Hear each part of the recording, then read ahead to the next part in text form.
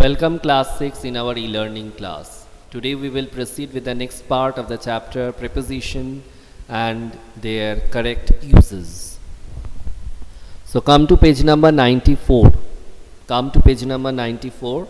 Prepositions of direction. Prepositions of direction give us information about the direction or movement of persons and things. That means in which way the person or a thing is moving, or in which direction they are moving. That information we get from this preposition of direction. Let's read once more the definition. Prepositions of direction give us information about the direction or movement of persons and things. Some prepositions of direction are to, into, towards, along, onto, through, across, over, down and up. John jumped over the fence. Suman ran down the corridor. The prepositions over, down indicate direction and movement of John and Suman. That means in which way Suman is running, or in which direction, or over which John had jumped. Other examples given here. I am going to office now. Direction, towards the office. He walked into the room. Into indicates direction or destination. That means when a person is in a moving condition, walked into, came into. Okay. Nora is walking towards the park. Towards shows a specific direction, towards the park, straight. That means whatever direction it is. That means walking just at a specific direction or to a specific direction. The cat jumped onto the roof of the house. Onto indicates movement on a particular place. He is riding a horse along the river. Along indicates parallel movement or side by side movement. Here is the river and the horse is running beside it. Okay. Where the next one is, he is riding on a horse. Here is the river and he is riding on the horse just beside the river. That's why it can be said that along indicates parallel movement or side by side movement. Rita walked through the lobby. Through indicates movement in a three-dimensional space, a room, a building. What do you mean by three-dimensional space? This one you will better come to know from your mathematics geometric part, or geometry part, not geometric, geometry part. Three-dimensional, I can give you some examples like cube, cone, cylinder. All these are examples of three-dimensional space. What I said, cube, cone, cylinder, prism, all these. You will come to know about this three-dimensional space in your geometry. Okay. The girl climbed over the wall. He put a sheet over the sofa. He is known all over the town. Over indicates to the other side in sentence G. That means the girl climbed over the wall. Over indicates to the other side in sentence G.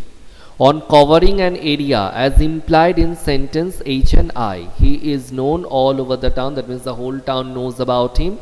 He put a sheet over the sofa. That means over the sofa, on the sofa, he has put a sheet. Okay. Just wait. Next we will see use of in and into. In is often used as a preposition of place. Into is used as a preposition of direction. Underline this one. The penguin dived into the water. Here into indicates direction and movement. The girl was in the room. Here in indicates the position of the girl in relation to the room. So exercise E also very easy, will complete. Come to next, by and with. Read the sentences given here. The boy was praised by the teacher. Here by indicates the person or thing that performs the action. This one we have come to know from this active and passive voice. No. So here by indicates the person or thing that performs the action. The boy was praised by the teacher. So by whom? By the teacher. Okay. I wrote a letter with a pen. Here with indicates the thing with which an action is done. Here are more examples. The carpenter cut the wood with a saw. The lady dried her hair with a hair dryer.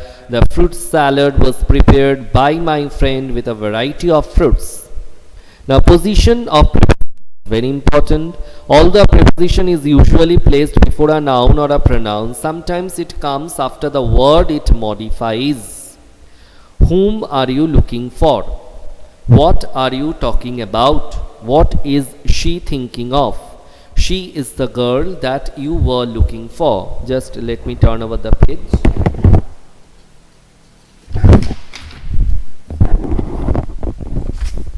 This is the I was talking about. That is the cartoon that he was pointing at. Sometimes the preposition comes at the end when its object is a question word. So you have to remember this one, underline. Sometimes the preposition comes at the end when its object is a question word. This is clear in sentences.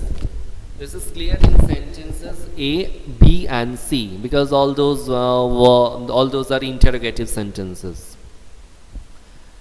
Sometimes the preposition comes at the end of a clause which begins with that. In some sentences that is omitted but implied. This is clear from sentence D, E and F. This is the boy I was talking about. That is the cartoon. Again I have just pronounced it wrong. Cartoon that he was pointing at. So here in these sentences we can find that that is omitted. That is omitted but implied. But in F it is present. Okay. So exercise number 8 we will complete, and then next one, group prepositions. There are some groups of words that function as prepositions. Here are examples of group prepositions: in spite of, in front of, instead of, due to, owing to, on account of, by means of, on behalf of, as a result of, in case of, with reference to, with regard to, for the sake of, because of, make use of. So all these you will study properly, and you will also complete exercise number G and H.